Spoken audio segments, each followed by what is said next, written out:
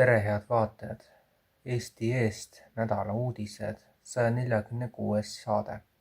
Vaatame üle lõppnädala kõige olulisemad teemad.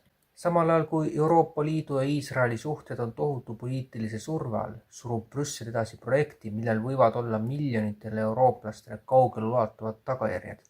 Iisrael peaks rahvusvahelise lepingu alusel saama Europolilt otse isikuandmeid, sealhulgas erandjuhtudel isegi ülitundlikku teavet poliitiliste vaadete, tervise, geneetika või biomeetriliste tunnuste kohta. Nagu EU Observer lekkinud dokumentide viidates teatab, on Euroopa Komisjoni Iisraeli vahelised kõnelused jätkunud vaatamata olulistele juriidilistele muredele. Tundlik küsimus pole mitte ainult see, et Euroopa kodanike andmeid võidakse Iisraelile edastada, vaid ka see, milliseid andmeid ja millistel tingimustel see toimuks. EL-i ametlikud dokumendid näitavad, et sellised tundlikud kategooriad võivad põhimõtteliselt olla kavandatud andmevahetuse objektiks. Algne läbirääkimisvolitus sisaldab juba andmeid, mis võivad paljastada etnilise päritolu, poliitilised vaated, usulised või filosoofilised veendumused ja ametiühingu liikmelisuse. Samuti on hõlmatud geneetilised andmed, samuti teave tervise ja seksuaalelu kohta. Kuigi nende edastamine lubatud ainult siis, kui see on konkreetsel üksikjuhul absoluutselt vajalik ja proportsionaalne, ei ole see otseselt välistatud. Oodake vaid, kuni digitaalsest identiteedist saab keskne võti üha enamatesse meie eluvaldkondadesse. See, mida turvateadlased Belgias on avastanud, peaks olema hoiatusmärk kogu Euroopale. Nitro Software Belgiumi tarkvara Connective Signing Extension kasutab üle 2 miljoni inimese, 80 suurimast Belgia pangast ja üle 60 valitsusasutuse. Tarkvara ühendab veebisaidid Belgia elektroonilise isikutunnistusega ja võimaldab muuhulgas anda õiguslikult siduvaid digitaalallkirju. Turvauurijad on nüüd DEFCONil esitanud tõsiseid haavatavusi. Põhiprobleem oli tõeliselt murettekitav. Tarkvara ei kontrollinud piisavalt, millistel veebisaitidel oli üldse lubatud arvuti EID rakendusega suhelda. Teadlaste sõnul tähendas see, et pahatahtlik veebisait või manustatud element võis potentsiaalselt pääseda juurde tundlikele funktsioonidele. Võimalikud tagajärjed olid tõsised.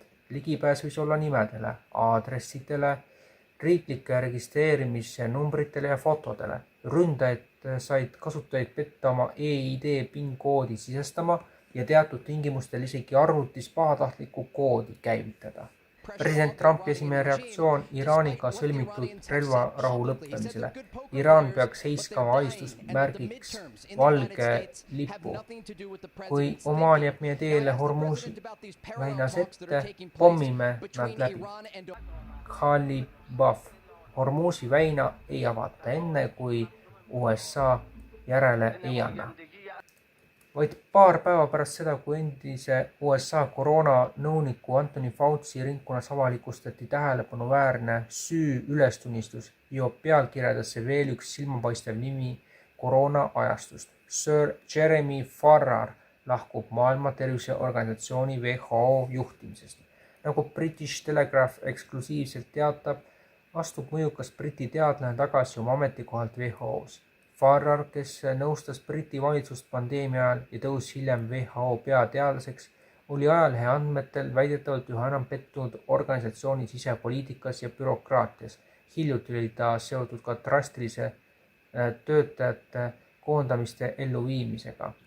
Kuigi pole selge, mis ajendas ta tagasi astuma, ütlesid kolleegid väljaandele The Telegraph, et ta oli organisatsioonis juba mõnda aega ebamugavalt tundnud. Ning USA kehtestab ametlikult 50% tariifid valitud Kanada impordile, mis jõustuvad kohe. See oli siis seekordne nädalasaade. Kui võtta tagasi, milliseks see suvi 2026 on kujunenud, siis seda võiks võtta kokku sõnadega suvi, mis muutis kõike tundmatuseni.